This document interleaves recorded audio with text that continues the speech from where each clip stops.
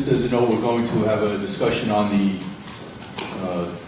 pilot dual language program. The board agenda talks about a vote, but the actual vote will be taken next at a future meeting, presumably the next one, but we'll see about that. And now I'd just like to introduce Martin. Good evening. It's my pleasure to be able to speak this evening about the dual language immersion pilot program. And first, I'd just like to recognize Sherry Sizemore, the World Languages Supervisor K-12, who's been doing a lot of the work for the past 6-8 months as the board has considered the possibility of implementing a dual language immersion program within the district. So first, what is a dual language immersion program?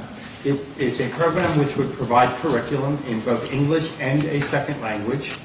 It integrates academic content and language acquisition so that students would be learning content through another language, but would still be aligned to all of the New Jersey academic standards in all content areas, including English language arts, mathematics, science, social studies, and each of the other areas. There are a variety of benefits that accrue to students who participate in such a program. Things such as enhanced global citizenship, higher second language proficiency, enhanced cognitive skills, improved academic performance, and minimizing the achievement gap. I'm going to go through each of these and talk about them for a little bit. As we know, the board recently adopted a new mission statement and strategic goals.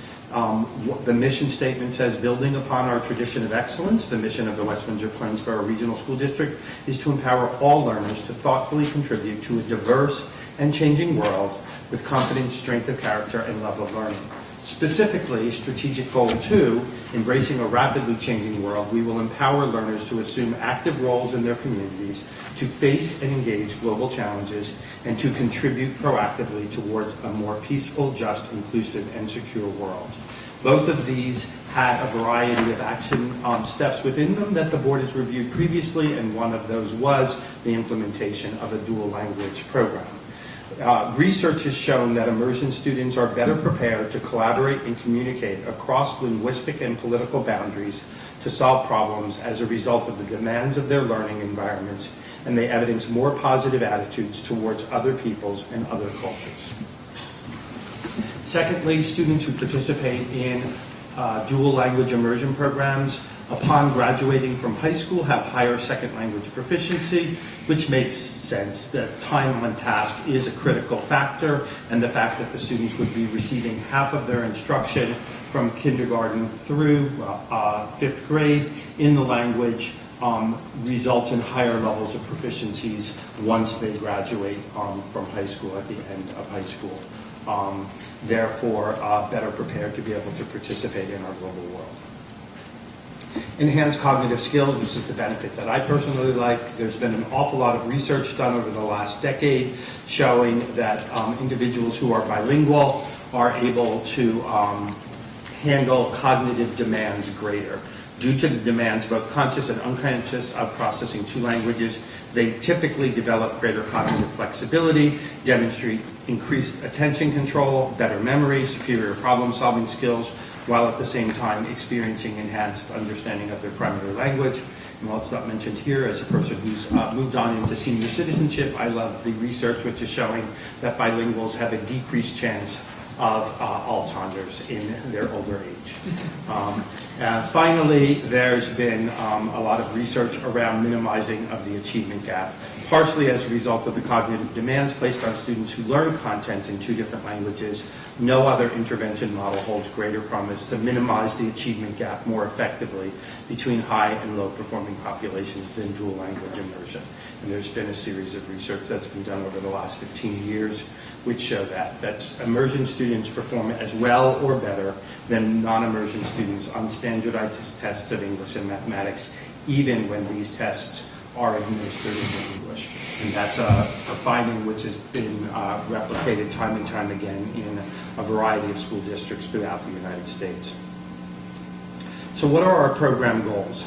1, to meet or exceed any academic achievement levels in every content area in the district curriculum. 2, to acquire a high level of communicative and academic proficiency in both English and the target language. to gain an appreciation of other cultures and a deeper understanding of their own culture, to increase capacity for creative thinking and problem solving, and to ensure that students are integrated into the fabric of the full school and not just seen as being in a separate program. That's an important goal that you have to keep in mind from the beginning, because this would not be all students who would be participating. It would be a voluntary program that parents would opt into, should they so desire to have their children participate within the program. It's important to make sure that the students have opportunities to fully integrate into the fabric of the school day and not just be seen as a couple of classes on the side that are doing something different than the rest of the students. So it needs to be stated as an explicit goal from the beginning and planned for. So what would this look like in West Windsor-Plainsboro?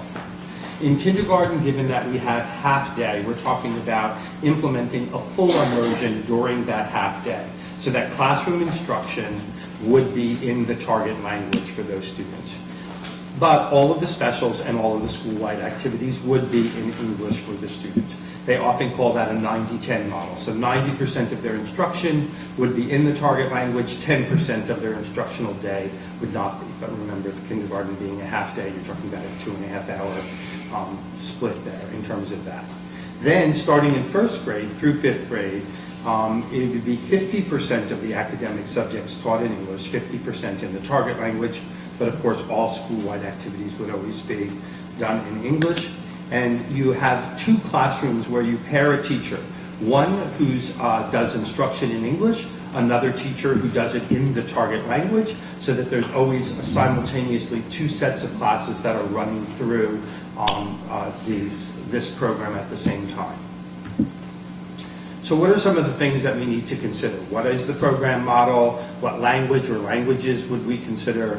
What would the program structure look like? Which subjects would be taught in which language? Who would be eligible for the program? What would the transportation be for it? And which school or schools would we house the program in? First, in terms of the program model, as I referred to previously, kindergarten we're talking about doing a 90-10 model because it's half day. But fundamentally the program throughout the rest of the child's elementary school day would be a 50-50 program. 50% of the day in English, 50% of the day in the target language. And also important to point out that it's no more than 50% of the students enrolled in the program would be a speaker of the target language. It's important to find balance in terms of the representation of the students within the program, and that there's not an over-representation, so that it really becomes more of a bilingual program as opposed to a dual language program. And we're not talking about a bilingual education program here, we're talking about a dual language immersion program to develop biliteracy and biculturality. So which languages? As the board has considered this over the last 6 months, there are two languages which we're putting forward to recommend. The first part, and I just as a person who's spent a lot of years studying languages and overseeing programs, I just have to say, regardless of the language one studies, all of the benefits that I talked about previously that accrue from the study and of languages and becoming bilingual accrue. So really the choice of language just becomes very much an individual decision of the districts for what they feel would be of interest to the community members and which could sustain itself over a period of time. As a result of those discussions, we talked about the possibility of offering both a Chinese dual language program and a Spanish dual language program. We felt that both of these languages would be of interest to community members and that there would be sufficient interest of people to be able to sustain them over time. The structure would be that English language arts, of course, would be taught in English. Social studies would be taught in English, and all of the children's specials would be taught in English. They would receive instruction in the target language, so either in Chinese if they were in the Mandarin dual language program, or in Spanish if they were in the Spanish dual language program, in mathematics, in science, and also literacy in the target language arts, so Chinese language arts, Spanish language arts. And that's basically how the day would be structured. Oftentimes what happens in these programs is the students, if they start on a Monday, for example, if one group of students start in English in the morning and then in the afternoon go to the target language, oftentimes when they come back the next day, they go to the target language and then English in the afternoon. It's called a roller coaster model, where they sort of move through the sequence of courses in that way. But remember, there's always 2 classes that are paired, and the English language, the English teacher is teaching the other subjects, and they just flip the kids halfway through the day.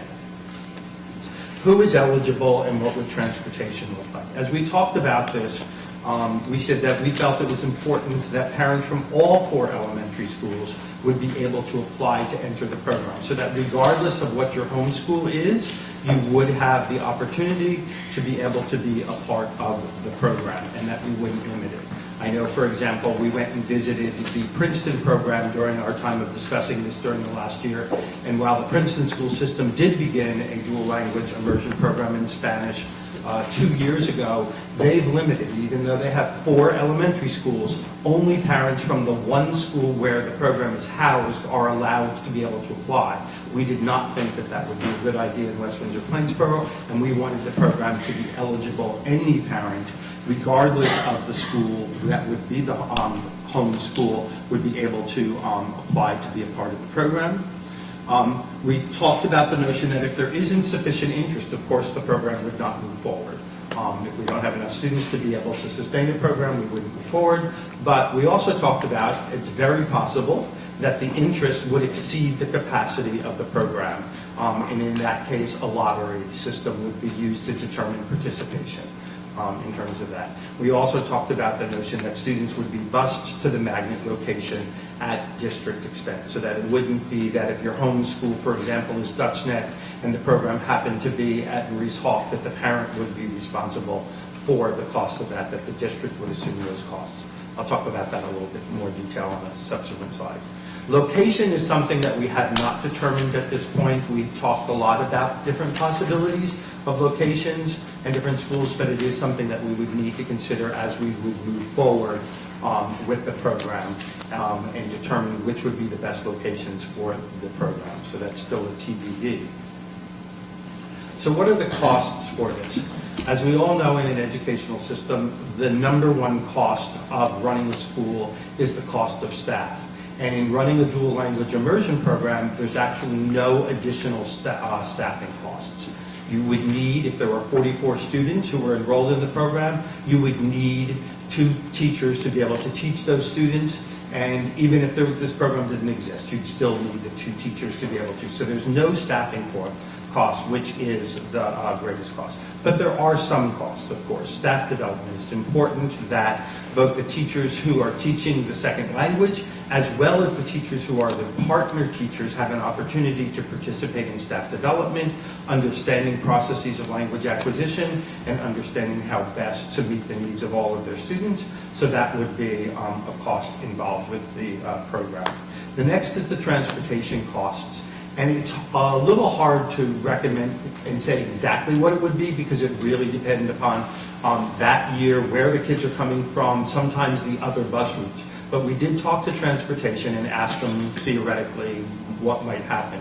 So for example, this school year, we had, as I'm sure you're aware, our ESL program at the high school level is housed at High School South. But we have some students from High School North who need to attend. So we bus those students. That bus route is costing the district a little over $40,000. So that's probably the upper range of what any bus route would possibly cost. But as we were talking to transportation about this, they were saying, well, actually, if you were to pair that high school route with an elementary route that it could subsequently then pick up the students for the elementary and deliver, it could actually be a tiered route, and the costs would come down probably to the $20,000 range for each of those. So anywhere between $20,000 to $40,000 for the bus route, depending upon how that bus route would need to be put together and how it could be paired with other bus routes. Of course, curriculum development is something that we always do, but there would be some additional costs in terms of curriculum development, so that we would have materials in both English and also in the target language. And of course, the purchase of materials, which is something we have to do all along, but we would have to specifically make sure that we had materials in the target language for students. Just on a side note, it's interesting, the State Senate last year during their sessions, a bill was introduced to start a pilot grant program in the state of New Jersey for districts who do dual language programs. Certainly, should that come to fruition and we would go forward with this, we would certainly want to apply for any of those monies, which might offset some of these courses, some of these costs, such as staff development, curriculum development, and purchase of materials. So what are some of the challenges? Certainly the number one challenge is ensuring that they're high quality teachers. Teacher recruitment, we know that the success of any program depends upon finding, hiring, and training passionate, dedicated teachers. And so that we have to put a lot of time and effort into that. That's one of the reasons why we're saying that the program couldn't begin, even though we began talking about this in February and March. During that time, we specifically stated we'd need a full school year to really go through all of the issues and make sure that we could find the right people and train them in the ways that they would need to be trained. And then, of course, community outreach. It's important that parents fully understand what it is that they would be enrolling their students in, and what the benefits are, because what you wouldn't want to do is have a group of students enroll in kindergarten and first grade, and then all of a sudden people say, well, you know, this isn't really for us, we're going to stop doing this, and all of a sudden you can't sustain the program over the long haul through the fifth grade in terms of this program. So there would be, should the board decide to move forward with this pilot program in September 28th, we would be doing a series of parent outreach for any parents who would be coming in as with kindergarten students in September of 2018, so that they would understand what they would be applying for should they have an interest in the program. So a dual language immersion program aligns with our district mission.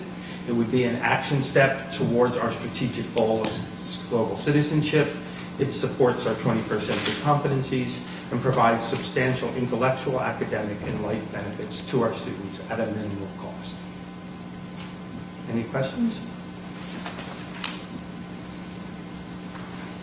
I'll ask one, start off. Sorry, just talking about the location to be determined. Would that be, to the extent possible, I guess you would keep it steady in that school? Yes. If we were to pick it? Once a decision is made, the decision, you would not want students to say, oh, we're going to go to this school for kindergarten, but next year we're going to another school, and the next year, no. You would, and it's also, as I talked about, the importance of making sure that it becomes firmly established as part of the community of the school. If you were switching it year to year, those students would just feel like that they were left in the wings. So no, once a decision is made, it needs to be able to stay there. Okay, and you'd be reaching out to parents, I guess, in the spring, or this would be for kindergartners? Right, so what we talked about is, obviously we would develop flyers and we would develop a part of the website which would have information as soon as the board would give us the go-ahead to be able to start to develop those kinds of things. But we would probably start scheduling meetings somewhere around the beginning of February. The kindergarten registration process usually begins in January, so we begin to, but that would only, the idea would be if we start in February, target a group of people, and then hopefully word of mouth would start, and we would continue to do that throughout the late winter, early spring time in order to be able to notify as many individuals as possible. Okay, and I think you said you would have presentations to those parents too? Yes, yeah, we would do numerous presentations for parents about the program. Okay. Mm-hmm. Could you just give a little bit more information on the pilot programs? I understand it's going to be voluntary. The pilot year is anticipated to start September 2018. Just can you explain a little bit the scope of what that pilot would look like? Is that just kindergarten, or are we, for the first through fifth grades that you've mentioned here, is that going to be part of the pilot? So it would, the programs are best when you start in one grade and you build that over time. So in September of 2018, should sufficient enrollment start, there would, and again, location TBD, but let's say, for example, Maurice Hawk was decided to be one of the model site, one of the program sites, magnet sites. It would have 2 kindergarten classes, let's say, in Chinese, all right? And actually for the kindergarten, because it's half day, there only needs to be hired 1 kindergarten teacher who speaks Chinese, who would do the AM section, who would do the PM section. all right? And that would be there. And then let's say, for example, Town Center was the magnet school for the Spanish program. Then the same thing would be happening at Town Center, where there'd be one kindergarten teacher who would teach an AM section in Spanish and a PM section in Spanish. Then in September of 2019, as those students move up, so you get a new cohort in kindergarten, you go through the whole process of all the parent presentations all over again, the registration and that. Those students from kindergarten would move into first grade. At that point, what would happen is rather than there being an AM and a PM section, you'd have two sections within the school. One of them would be in the morning being taught by the teacher who teaches in English and those subjects, and in the afternoon, they would then go to the Chinese or the Spanish teacher, and then that would just reverse. So that's where you get the paired notion of you actually have a target language teacher working in concert with an English language teacher to ensure that the full curriculum is taught throughout the course of the day to those students, and also talking about any individual needs.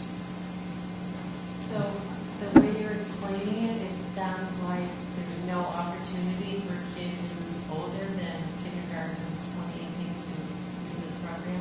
I mean, can kids jump in first, second, third grade? So generally speaking, there's a couple of things. The first piece is you tend to start these classes at a little bit larger size than you would typically find in a kindergarten or first grade class. And the reason why that is done is that it's given that there's going to be some amount of attrition, 2 to 3 students, let's say, over time. So what you don't want to do is start small and get to 3rd or 4th grade, and then all of a sudden find out that you really have a financially unviable program to be able to sustain, because you only have, say, 24 students left. If you started 17 and 17 in kindergarten, and then all of a sudden you got down, you wouldn't be able to sustain it. So one, there's often not room in the classes for other students to be able to come into the classes. The other barrier to students coming in at other grade levels is by the time you get to 2nd and 3rd grade and the students have had that amount of immersion and they're handling the content in the target language, it becomes difficult for a student who has not had that target language instruction to be able to access the content. Now, at times, there are students who have that background and there becomes a space available, but I don't want to say in general, it's like, it's not a rotating sort of thing where tons of kids come in, tons of kids come out. It is a program that builds over time throughout those 6 years, and you are accessing the regular grade level curriculum, but in another language. So obviously you need those foundational pieces that happen in kindergarten, 1st and 2nd grade in order to be able to access 3rd, 4th, and 5th grade. So it's not to say that there would never be an opportunity for any student, but it's not in general a kind of students rotate in and out of this program. It's they come into the program at the beginning, and then any other students who would be entered into the program at a different grade level would very much be on an individual case basis, looked at given the background and where they are and their capacity to be able to be successful within the program. I think the question, though, maybe I heard it wrong, was it's starting in 2018, it's starting in kindergarten and only in kindergarten. There's no way of anyone coming, like a student who started kindergarten in 2017, they would never get into it. No, they would not get into the program. So They would, their language experience. And as that level moves up, Right. that's the way I understood Yeah, it. okay. Yeah, and their language experience would continue to be what, and all the students who are, I mean, so we're talking about if both programs were to run, all right, let's say there were 50 students in each one, so 100 students total. And we know we have about 800 students at a grade level, so we're talking about an eighth of students participating within the program. And all the rest, the 7/8 of the students, the 700 students, they would start their language study in 2nd grade in the FLES program that we currently have that would articulate to the middle school program where they would have the options of studying French, German, Chinese, or Spanish, and that program would then articulate into the high school program the way it currently does. So the majority of students would actually still continue their language studies in the program that currently exists for that. What grade does it start right now? Right now, 2nd grade, we start Spanish in 2nd grade, yes. then are you gonna have to adjust the middle school and high school program because these kids will be so much? Yes, there's no doubt that there has to, if the program is done well. I mean, there are schools over time that have done it poorly, and they do this K-5, and the students arrive to middle school, and they don't have something for them, and quite frankly, if you don't, their skills, the great set of skills they've developed, don't continue. You can think of it a little bit like English. What's the one subject that we start studying in kindergarten more time than anything else, and the one subject that's required all the way through? English language arts. Why? Because you're always developing your proficiency, and you can always get better in terms of your capacity to communicate within the language. So it needs to be articulated. Tradition, I mean, the district would not have to fully decide what that program is for another 7 years. But traditionally, a strong model has been that in middle school, the students get one period of world language, as all the other students do, but it's specifically for that cohort at a higher level of targeted proficiency.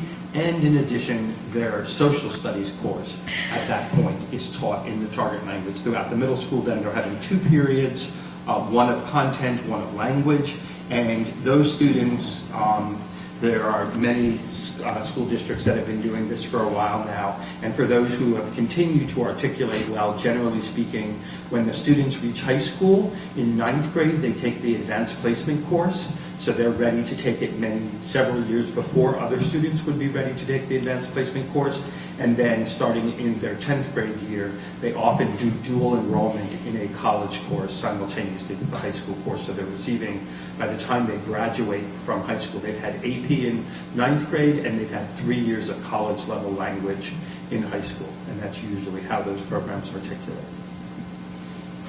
Okay. I have 2 questions. One is, how many students would we need in order to make the pilot? So I would say somewhere between 46 and 50 within each language. So 23 to 25 students for each section of students. We'd want to start around there. I know that the kindergarten classes absolutely tend to start a little bit lower, but by the time we get to 3rd to 5th grade, the class sizes tend to be there, and we would, as I mentioned before, we wouldn't. So we're looking somewhere around 46 to 50 students, I think, would be ideal in order to start these programs and sustain them for the long term. And I have one other question. Sure. And that's, It's 46 in each language, 46. Exactly. Yep. Well, whichever language, yeah. Okay. Right, exactly. And if only one language, if there was only sufficient interest in one language, then we would just run the one program, and there'd be 46 as opposed, whatever. There'd be 50 students as opposed to 100 students. 40.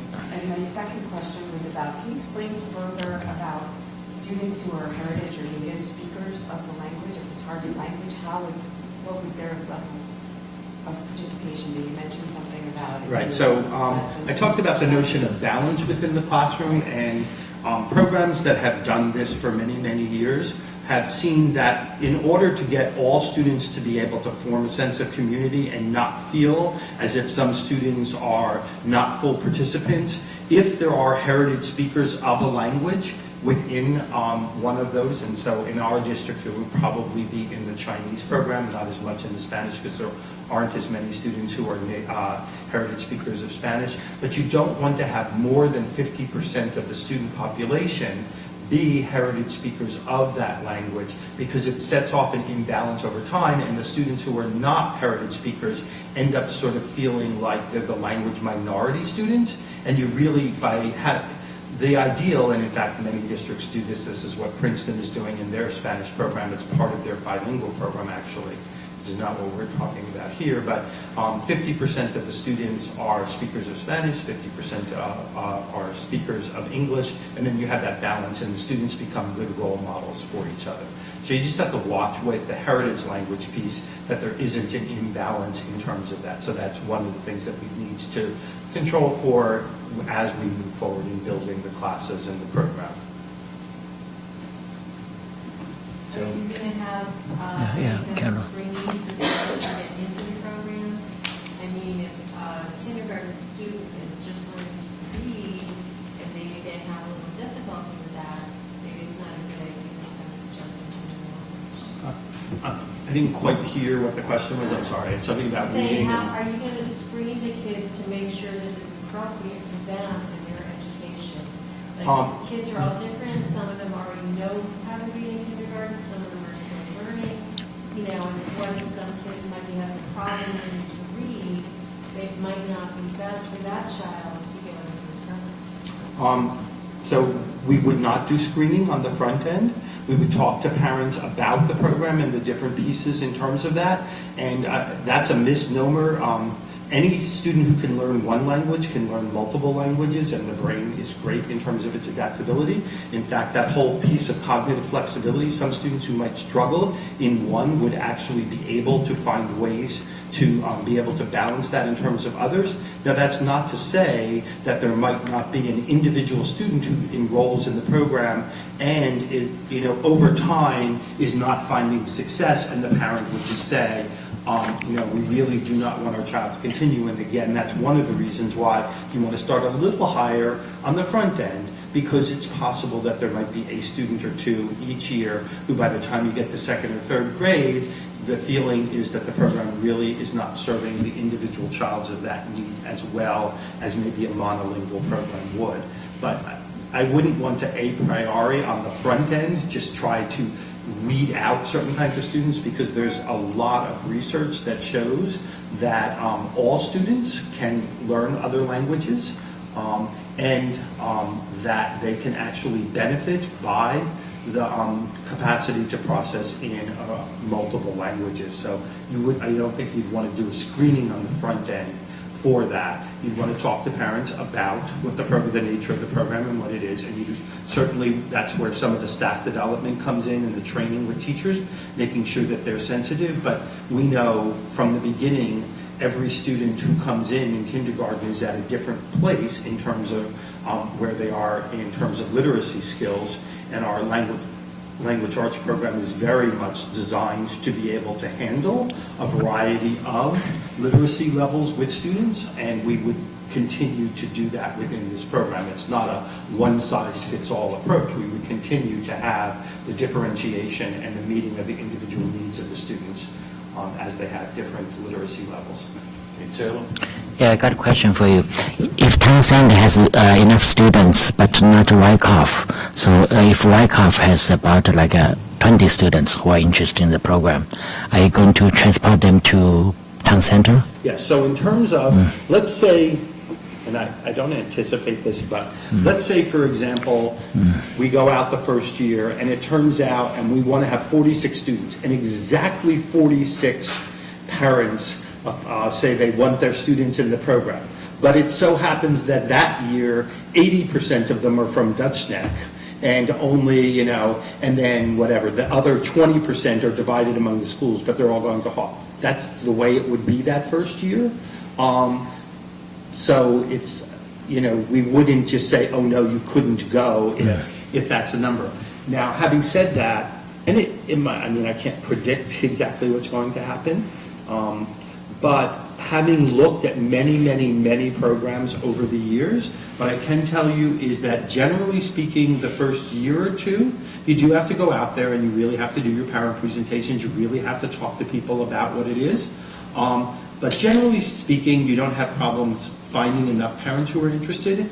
And within about a year or two of the program existing, the demand usually exceeds the capacity, and that's when a lottery system has got to be put in place. Okay. And as we talked about this for the last 6 months, we could envision in this community a future in several years from now where there might be so much interest in both that every single K-3 school could have a program. So we could end up with a Chinese and a Spanish program in Plainsboro, and we could end up with a Chinese and a Spanish program in West Windsor over time, should the interest be there to be able to. So we wouldn't want to start with that number of programs because we want to make sure we get it right on the front end and build the program well, but we could envision, I absolutely could envision a future where parents are very excited and want, and that we would expand the program over time to be able to increase the capacity to meet the demands.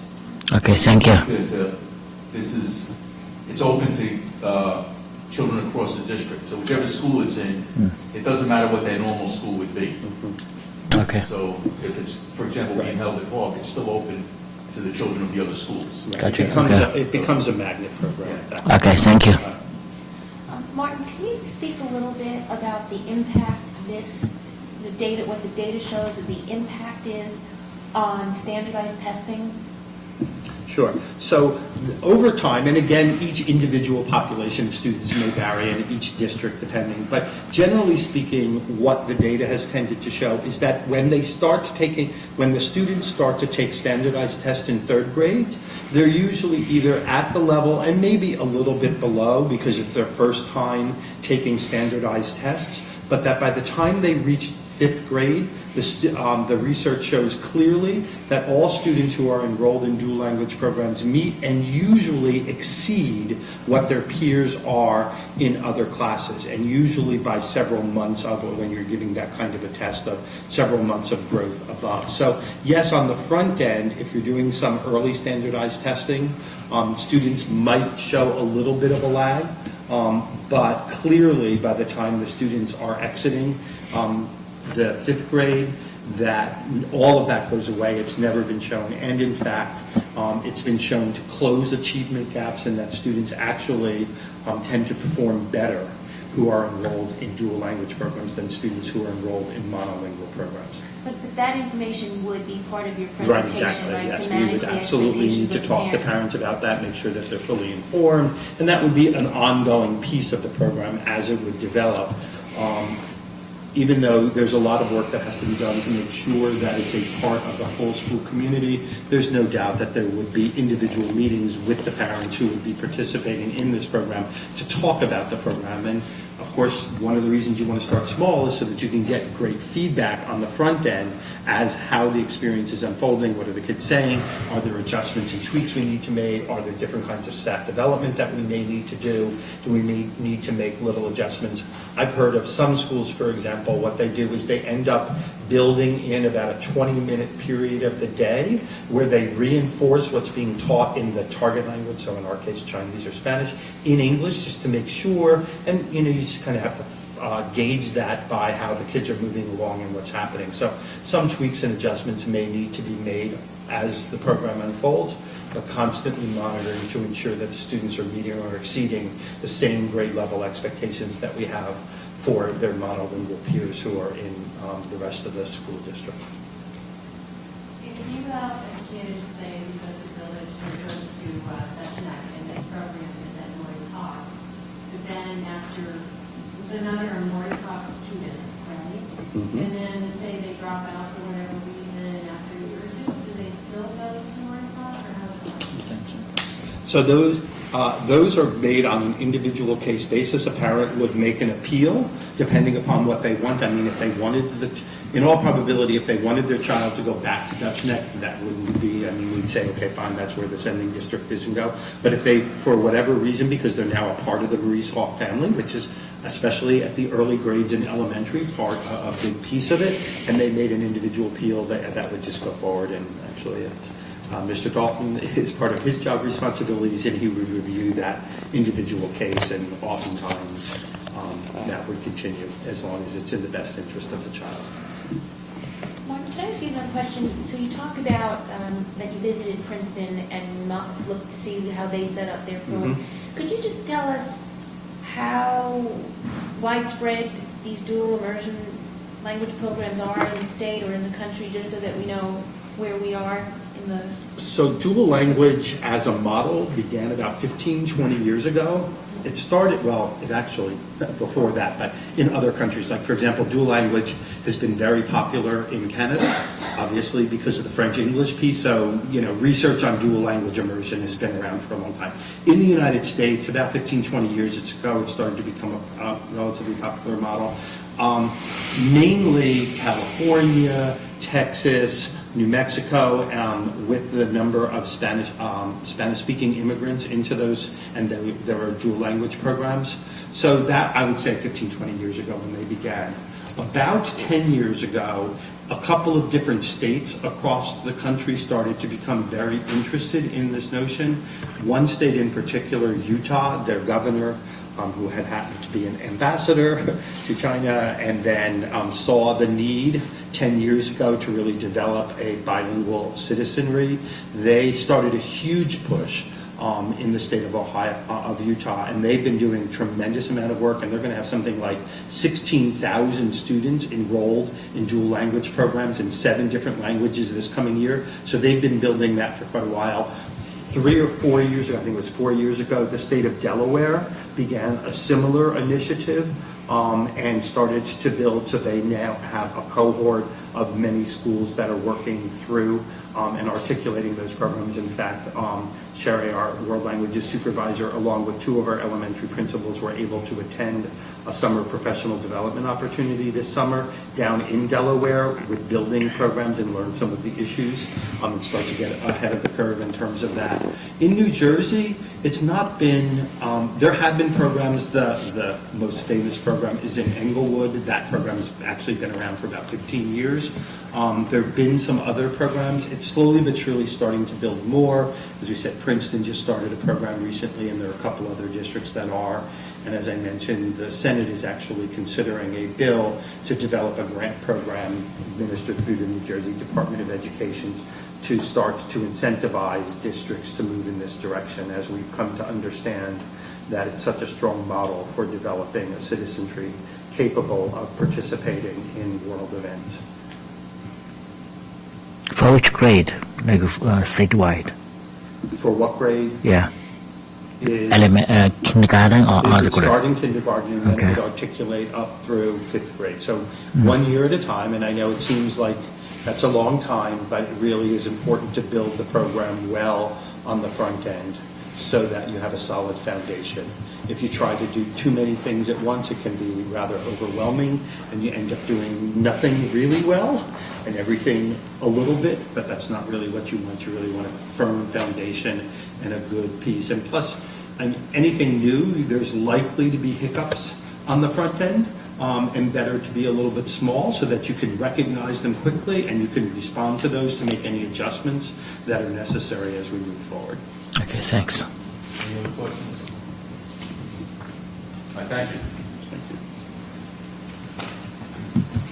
All right, that brings us to the first opportunity for public comment. Board invites thoughts and reactions on agenda items and items of concern from members of our community who are present. Each participant is asked to give his or her name and address prior to making a statement, which will be limited to 3 minutes. All statements should be directed to the presiding officer, and the public comment will be 60 minutes. Anyone?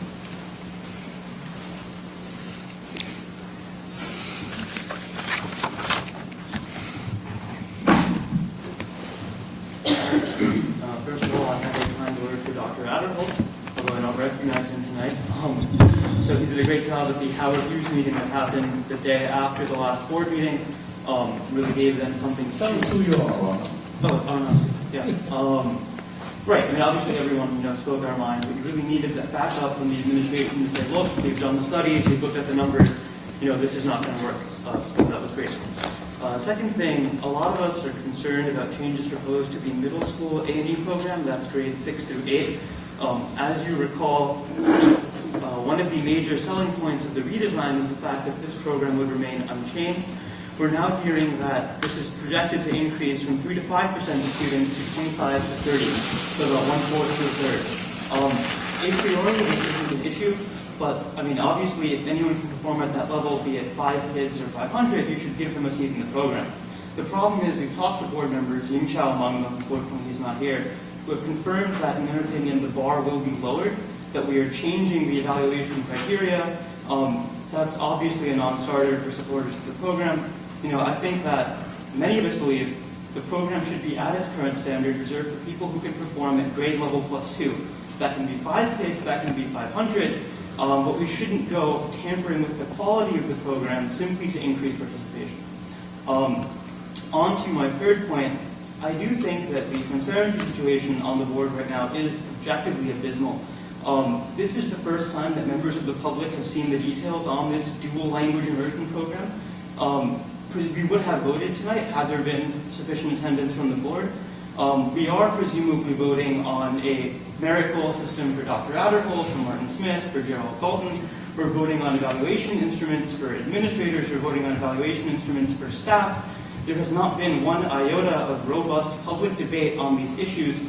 The best sense the public had of this, dual language program was a hazy silhouette of what the program would entail. How is the public supposed to actually oversee the board if we have 20 minutes within which to form an opinion on a program? So that is obviously not an ideal situation from a good governance point of view.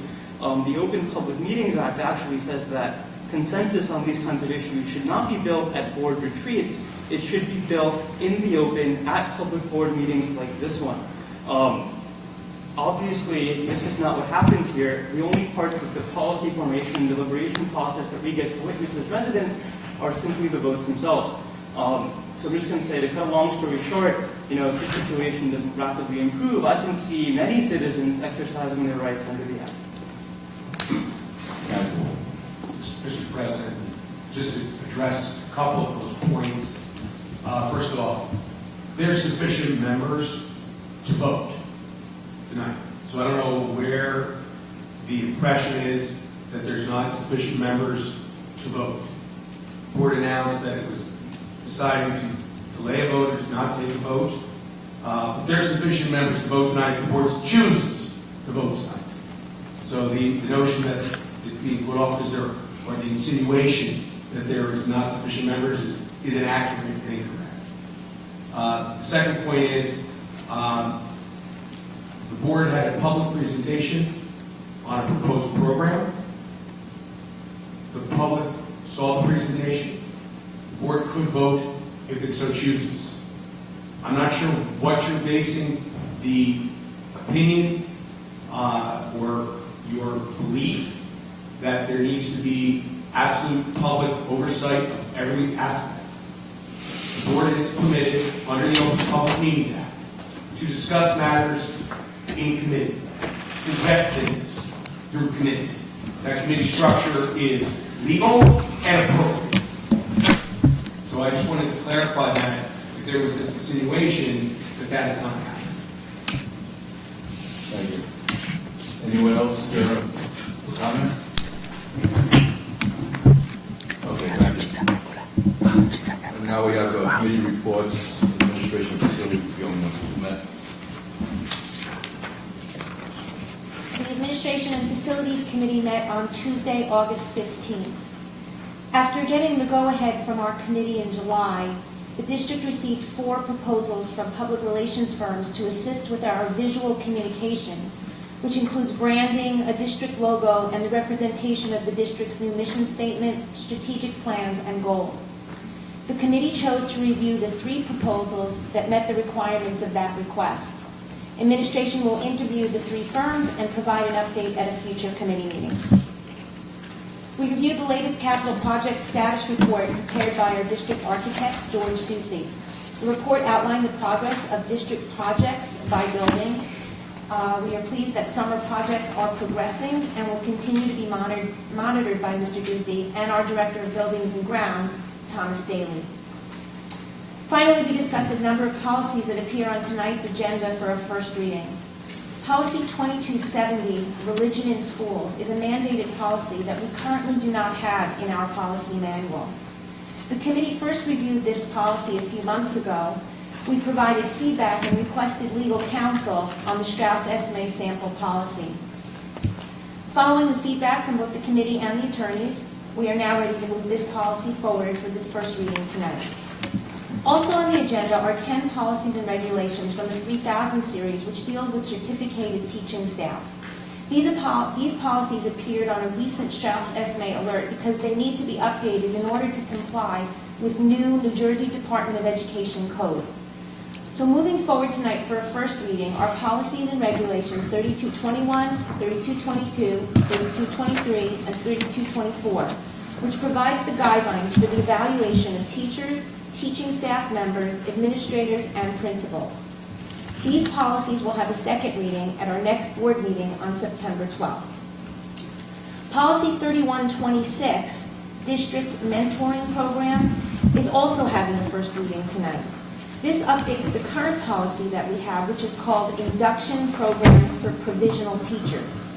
Now, due to some feedback that we've already received by the board and by the administration, this policy will have a second meeting at our second meeting in September, on September 26th. This will allow for further discussion at our next A&F meeting, which is scheduled to be held on Tuesday, September 19th. Any questions?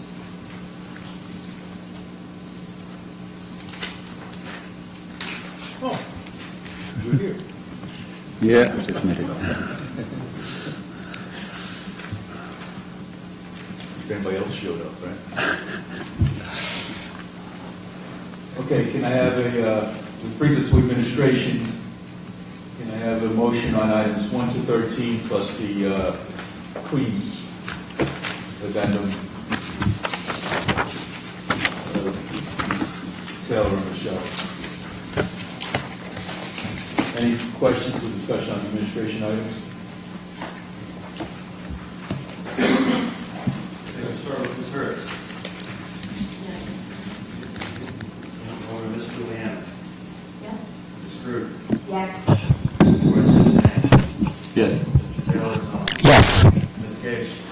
Yes. Mr. Flair. Yes. 7. Curriculum, I have a motion on items 2 through 5. Taylor and Dana.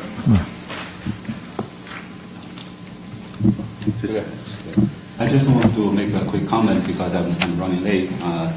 It's traffic controls. I had a plan supposed to arrive at 4:08 at Newark, but 3 hours delayed. But I'm here. I'm glad to be able to make it. I missed the presentation, but I saw the material, which is absolutely familiar with us because we have discussed the dual language immersion program over and over internally within the curriculum committee and also across the school board, all the board members. So I would just want to express my full support to the program. I think this is going to be a long, good term impact to the district in the years to come. So I wholeheartedly support it. And thank you for the administration, especially the world language department, to push this forward. Thank you. All right, thank you. Okay, so the vote now on items 2 to 5. Any questions on those items before we vote? Chris? Okay, we'll start with Ms. Hurst. Yes. Ms. Juliana. Yes. Ms. Groot. Yes. Mr. Weston. Yes. Mr. Taylor. Yes. Ms. Gage. Yes. And Ms. Flair. Yes. 这个没有， Before I move 这 on, 个今天这个缺失。 further discussion we want to have, anybody want to have to stay on the dual language immersion? Okay. Finance, I have a motion on items 1 to 10 plus there's a new addendum. Rachel and Carol. Any questions on the finance items? Chris? Okay, start with Ms. Hurst. Yes. Ms. Juliana. Yes. Ms. Groot. Yes. Mr. Weston. Yes. Mr. Taylor. Yes. Ms. Gage. Yes. Mr. Flair. I'm going to abstain on item 1 and vote yes on everything else.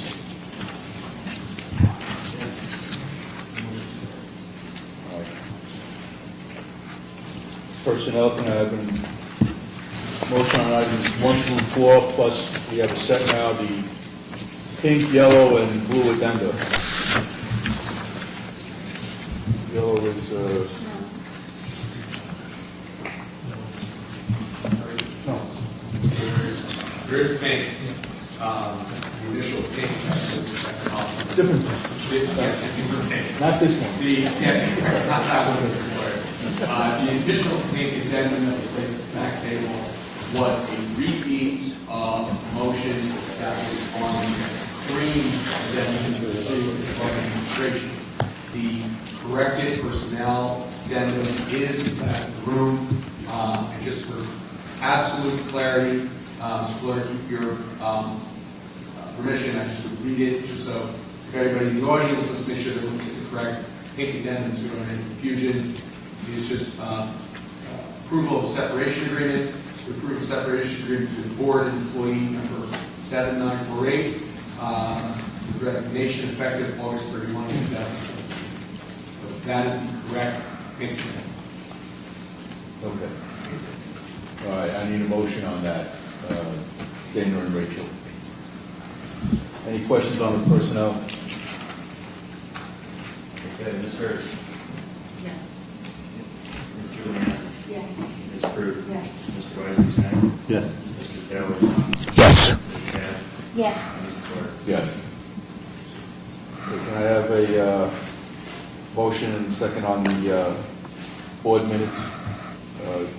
Michelle and YZ. Any questions or question on the minutes? Those in favor say aye. Aye. Aye. Opposed? Is there any new business? Oh, no. Okay. Just asking. And, okay, second opportunity for public comment. 15 minutes will be provided at the end of the meeting for public comments. Each participant is asked to give his or her name and address prior to making a statement. And please hold your comments in 3 minutes.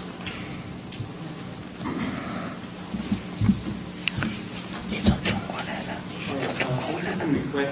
After my comment, we had a loud rebuttal by our district attorney, or board attorney. Yeah, I think that's out of line. I think it's not right to respond to a citizen who doesn't have the right to respond to you. And I actually don't think it's permitted by the board bylaw 0167, which I cited before, which governs when the presiding officer can designate a respondent to a public comment, and I disagree is not one of them. Second of all, I wasn't insinuating that we need more public oversight. I was asserting it. I do think it is unreasonable to present and vote on a proposal from the same meeting. I think it's unreasonable to not allow the public sufficient time to gather its thoughts and communicate that to its elected officials. And I don't think my conviction in those issues is unreasonable or is likely to change. Thank you. Anyone else? Anyone? Yes, please. Give your name and address. Yes, Joy Horton, 10 Hawkins Court in Plainsboro. I'm the president of the African American Parent Support Group here in the district, and I just want to extend my thanks to the school board and to the district for allowing us the use of the High School North this year for our summer math program, where we had over 70 students that participated. I will be sharing a press release later with the school district regarding the program, and Gerald, I also want to thank you as well, because I know this was a program that was also close to your heart. So I just want to take that opportunity to thank you for that. Thank you. Anyone else? Can I have a motion to adjourn? Dana and Carol. Those in favor of adjourning say aye. Aye. Opposed? And I take your abstain. Thank you for coming out.